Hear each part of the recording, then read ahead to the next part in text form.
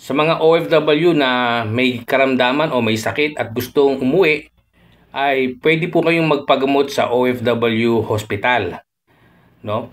Libre po yan sa lahat ng OFW, pero dapat ay active member ka. So, kailangan po ay bayaran mo yung OWA membership mo. Every 2 years yan. So, kung more than 2 years ka na hindi nagbabayad sa yung OWA membership, magbayad ka muna bago ka umuwi para maging active OWA member ka. Ang mga OFW may mga insurance naman yan usually, no? Kapag nirenew yung kanilang mga ikama dito sa Saudi Arabia, kasama yan sa nare-renew yung insurance. So kung meron kayong insurance, mas maganda kung dito na kayo magpagamot sa ibang bansa bago kayo umuwi. Ngayon, kung wala naman kayong insurance or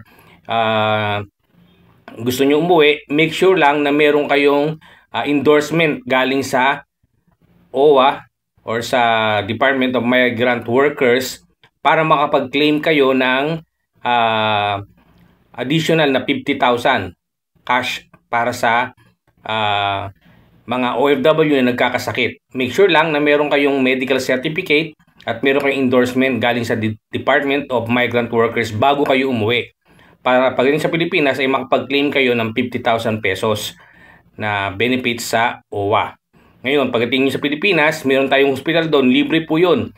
Wala kayong babayaran ang mga OFW at yung kanilang pamilya as long as active OWA member ka. So, tandaan nyo po ay dapat ay active OWA member kayo bago kayo umuwi para at least walang maging